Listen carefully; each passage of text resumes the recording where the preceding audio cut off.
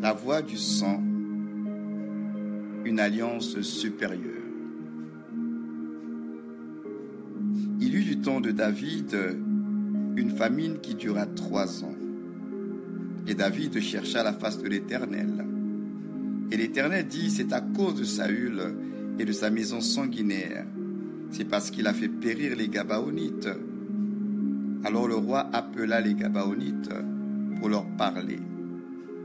Les Gabaonites n'étaient point des enfants d'Israël, mais un reste des Amoréens. Les enfants d'Israël avaient fait avec eux un serment. Et néanmoins, Saül avait voulu les frapper dans son zèle pour les enfants d'Israël et de Juda. David dit aux Gabaonites, que puis-je faire pour vous? Et avec quoi ferai-je expiation, afin que vous bénissiez l'héritage de l'Éternel? Les Gabaonites lui répondirent, ce n'est pas une question d'argent pour nous et pour la maison de Saül. Et ce n'est pas à nous de faire mourir qui que ce soit en Israël. Et le roi dit, je ferai pour vous ce que vous me demanderez. Ils dirent au roi, l'homme qui nous a anéantis et qui a machiné contre nous pour nous détruire afin que nous ne subsistions plus dans aucune partie du territoire d'Israël, qu'on nous livre 7 hommes d'entre ses fils, et nous les pondrons devant l'Éternel à Gibéa de Saul, élu de l'Éternel. Et le roi dit, je vous les livrerai.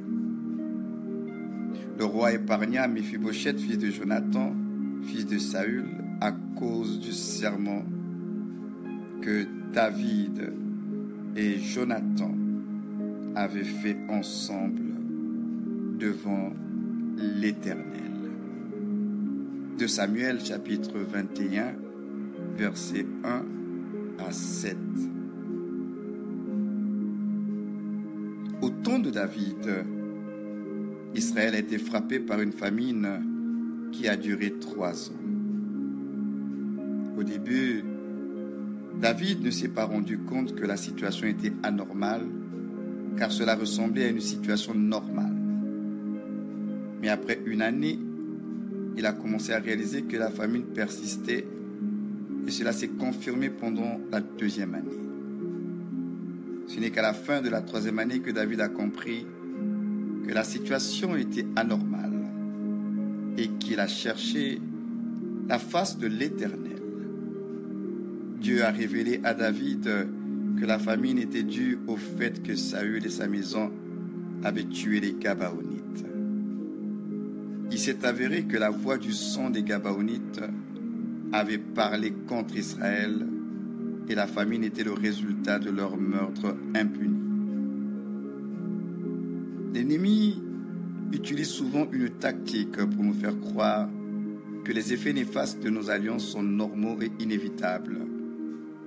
Dans le cas de la famine qui a duré 3 ans, à l'époque de David, il n'était pas de la volonté de Dieu que cela se produise.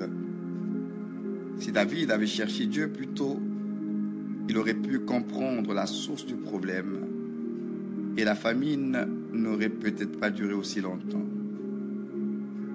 Depuis l'époque de Josué, une alliance existait entre Israël et les Gabaonites, où ces derniers étaient les esclaves des Israélites, mais en échange, ils étaient protégés. Cependant, lorsque Saül devint roi, il fit tuer les Gabaonites, violant ainsi l'alliance qui avait été conclue. On se demande si Saül était conscient de l'existence de cette alliance et de ses termes. La transgression de l'alliance entraîna une famine sur Israël. Soulignons ainsi que les alliances ont toujours des conséquences positives ou négatives selon que l'on respecte ou que l'on y désobéit. Comme le souligne Deutéronome 28, obéir à une alliance conduit à la bénédiction, tandis que la désobéissance conduit à la malédiction.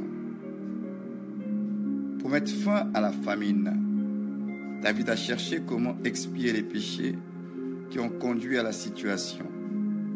Les Gabaonites ont alors demandé à David de leur livrer 7 descendants de Saül qui avaient cherché à les exterminer. Cette demande était due à la transgression de l'alliance passée entre Israël et les Gabaonites. Et cette personne réclamée n'avait rien fait, mais la voix du sang des Gabaonites les réclamait. Cependant, David a épargné Méphibosheth, un descendant de Saül, en raison de l'alliance personnelle que Jonathan avait passée avec David. Bien que la famille de Méphibosheth était sous le coup de l'alliance des Gabaonites, l'alliance personnelle de Jonathan avec David a permis à Méphibosheth d'être épargné. Nous réalisons tous à un moment donné de notre vie que certaines forces gouvernent les familles. Ces forces nous empêchent de sortir du rang, même lorsque nous avons la capacité de nous démarquer.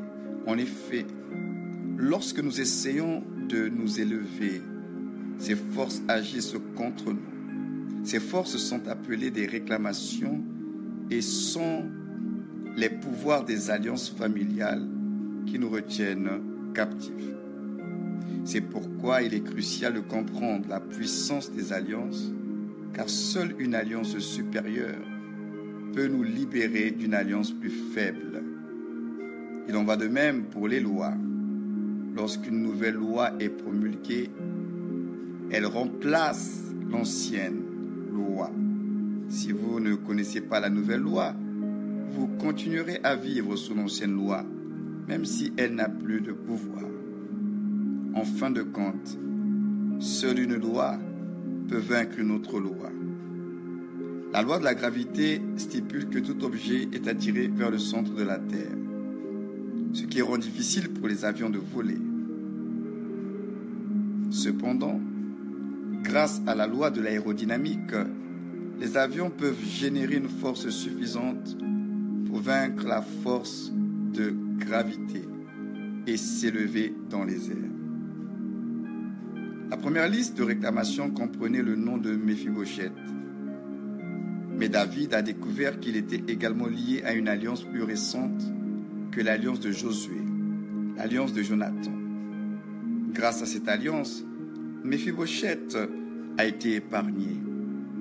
Dans la vie, de nombreuses alliances peuvent nous réclamer, mais sans même que nous nous en rendions compte, Dieu nous épargne grâce à la nouvelle alliance de Jésus.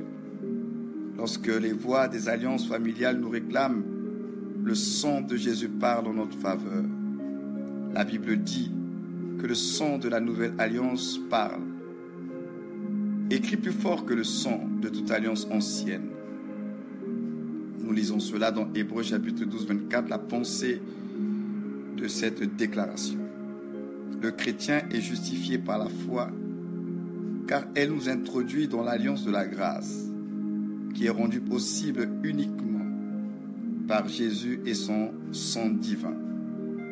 Il n'y a rien que nous puissions faire pour nous libérer des anciennes réclamations, et seule une voix supérieure peut le faire pour nous. Cette voix est celle de Jésus et de son sang, qui crie plus fort que toutes les alliances antérieures. Pour être libérés, nous devons accepter cette alliance par la foi en Jésus. Si David a été fidèle à son alliance avec Jonathan, alors combien plus fidèle sera Jésus à son alliance par son sang. Les hommes souffrent car ils refusent de recevoir le don de Dieu. Mais la solution à leurs difficultés réside dans la voix du sang de Jésus. Conclusion de la première partie. Au terme de cette première partie, nous pouvons conclure que les alliances ont une place prépondérante dans nos vies et nos familles. Nous sommes tous liés à des alliances ancestrales, religieuses, culturelles, qui influencent nos choix et nos destinées. Cependant, l'alliance de la croix, scellée par le sang de Jésus, est une alliance supérieure qui nous libère de toutes les autres alliances et réclamations qui nous retiennent captifs. Cette alliance est un don de Dieu que nous pouvons recevoir par la foi en Jésus-Christ. En acceptant cette alliance, nous pouvons vivre dans la liberté et la victoire, car la voix du sang de Jésus parle pour nous et nous justifie. Je prie le Père pour que nous soyons fidèles à cette alliance et que nous laissions la puissance de la croix transformer nos vies. Que Dieu vous bénisse.